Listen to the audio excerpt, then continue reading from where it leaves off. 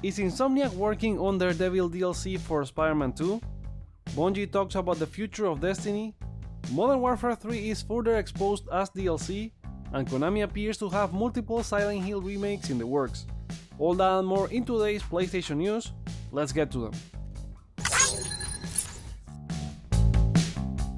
We start with some light spoilers about Spider-Man 2 regarding Daredevil, since a recent patch to the game has brought back a fan favorite Easter egg, the Nelson and Murdoch sign, referencing Daredevil's law firm, which had disappeared from the game.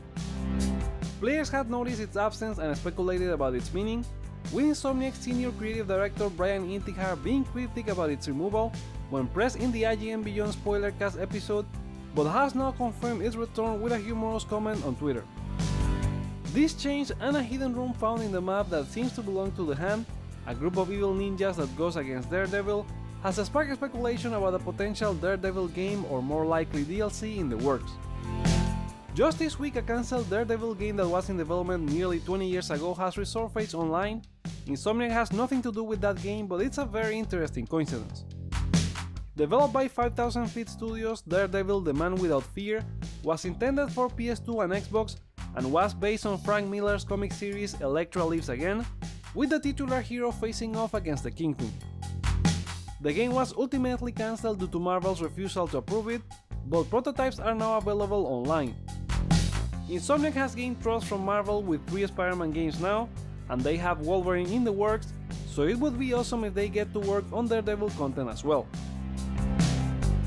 Sony Interactive Entertainment is set to acquire iSize, a UK-based AI company specializing in deep learning for video delivery.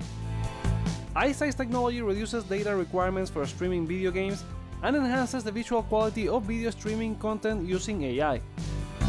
Additionally, iSize has developed a live photorealistic generative 2D and 3D avatar technology.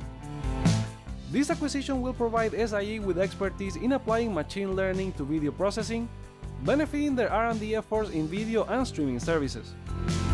Sony has been focusing on cloud gaming and plans to address technical challenges in this space, with the company having just launched PS5 game streaming as part of PlayStation Plus Premium.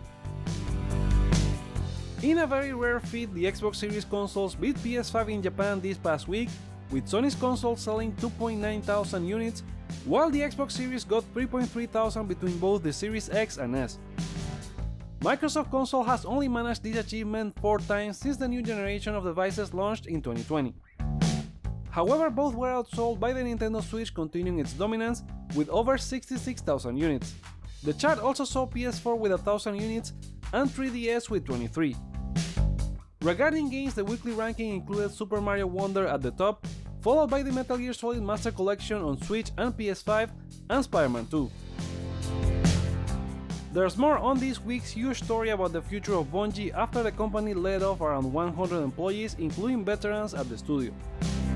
Destiny 2 players who pre-ordered the upcoming expansion The Final Shape are demanding refunds as a way to express their dissatisfaction with Bungie's decision.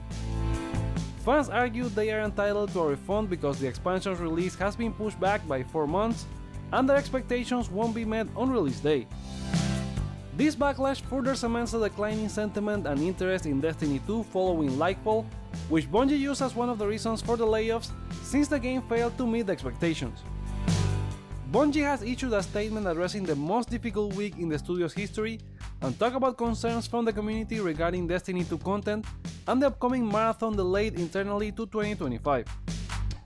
The studio aims to regain player trust by delivering a memorable experience, with more than 650 teammates working on The Final Shape, citing previous expansions like Forsaken, The Witch Queen, and The Taken King as benchmarks. However, the statement didn't officially announce a delay for either The Final Shape or Marathon, and it remains to be seen if Bungie can fulfill these promises with approximately 450 staff unaccounted for after the layoffs, presumably working on other projects or Marathon. Paul Tassi from Forbes has made an amazing report on the behind the scenes at the studio, with some revelations after this week. It appears that management looked at other ways to avoid layoffs, including executives giving up an undisclosed sum in bonuses, which the staff didn't know, and now employees are extremely angry with leadership since bets were made that didn't pay off and executives who made them remain in the studio. No one is blaming Sony internally for the layoffs, as it appears that the studio was in jeopardy if they remained independent and the acquisition was not done. HBO CEO Casey Bloys has confirmed that production for The Last of Us Season 2 will begin in early 2024. However, the season debut date remains uncertain, as it was not part of HBO's 2024 slate presentation, suggesting it may not air until 2025 at the earliest. Writing for this season was supposed to start earlier this year, but it was affected by the WGA strike. Call of Duty Modern Warfare 3 launches on November 10, but early access for digital pre-orders is available right now, and the game is not having great impressions. First off, Trophy Hunter PowerPix has noted the game lacks a Platinum trophy on PS5, with the 39 shiny collectibles being added under Modern Warfare 2 as DLC. This discrepancy may be related to the new way Call of Duty games are accessed through the Call of Duty HQ app, which unifies multiple games under one launcher, potentially affecting future titles as well. However, PowerPix also noted the game had a Platinum trophy and its own set on PS4. It's not the only problem, as some PS5 users have had a very unusual issue where Modern Warfare 3 would ask them to insert the PS4 version of Modern Warfare 2 to be able to play. Activision tweeted about the issue and they promptly released a fix, but they never acknowledged the message other than indicating it was a disregard error. Users who have been able to play in early access are not too happy with the campaign, since they have reported that it can be completed in 3 to 4 hours. This campaign length is notably shorter than some previous Call of Duty titles, which range around 6 to 8 hours, with the exception of Black Ops 4, which didn't have one. Some players also criticized the new open combat missions in Modern Warfare 3 for their departure from traditional linear Call of Duty environments, which makes missions feel like just Spec Ops, a lackluster story that fails to set stakes, and a lack of originality. All of this appears to be connected to the fact that Modern Warfare 3 was initially drafted as Modern Warfare 2 DLC. It seems that Konami could be planning more than one Silent Hill remake if their statement during a recent earnings call is more than a mistake. During the call, Konami pointed out that having multiple remakes, plural, in development, which has sparked speculation about the possibility that not only the second entry will see a facelift. If the Silent Hill 2 remake from Bluebird Team proves commercially successful, there may be a chance for remakes of Silent Hill 3 and even the original Silent Hill from the PS1 era. Konami's current plan seems to focus on remakes, with Metal Gear Solid also seeing one for MGS3, so there's potential for both series to see more than one remake. There are also other original Silent Hill ideas in the works, but the most recent one, Silent Hill Ascension, appears to have disappointed fans after its debut on Tuesday. PlayStation Plus users get access to the episode through the Sony Pictures Core app. The interactive experience from Gen Meat Entertainment allows viewers to make decisions on the story's pivotal moments, and the results of these choices will become part of the Silent Hill canon. However, the introduction of a season pass priced at $20 has caused frustration among viewers, as it includes over 60,000 influence points, giving purchasers an advantage in making story decisions. Many viewers found the execution of the live experience confusing and poorly implemented, with a cluttered interface and a lack of moderation. Despite the negative feedback, some viewers are still looking forward to the future of the series. Kadokawa, the parent company of From Software, has confirmed that the development of the upcoming Elden Ring expansion is progressing smoothly. While the release date for the Elden Ring DLC Shadow of the Earth 3 has not been announced, the company is actively working on its development. Specific details about the DLC have yet to be revealed, but fans can anticipate further updates in the future. The company also revealed that Armored Core 6 Fires of Rubicon has sold more than 700,000 copies in their home country as of September 30, and they expect global sales to grow in the second half of the year. Besides that, it seems Kadokawa is aiming to expand the scope of From Software's own publishing, an initiative they expect to roll out by 2027. It remains to be seen what Bandai Namco thinks about that, since they are the main publisher of most of From Software games in the West. Now time for a round of quickfire gaming news. We talked about the new PS Plus games in the last video, but now we have news for PS Plus Premium and Deluxe users who are now able to access new trials as part of their sub. Players can download and enjoy full games for a limited time, including Sifu, which we mentioned in the previous video, Crisis Core Final Fantasy VII Reunion, Wizard with a Gun, Evil West, MotoGP 23, and more.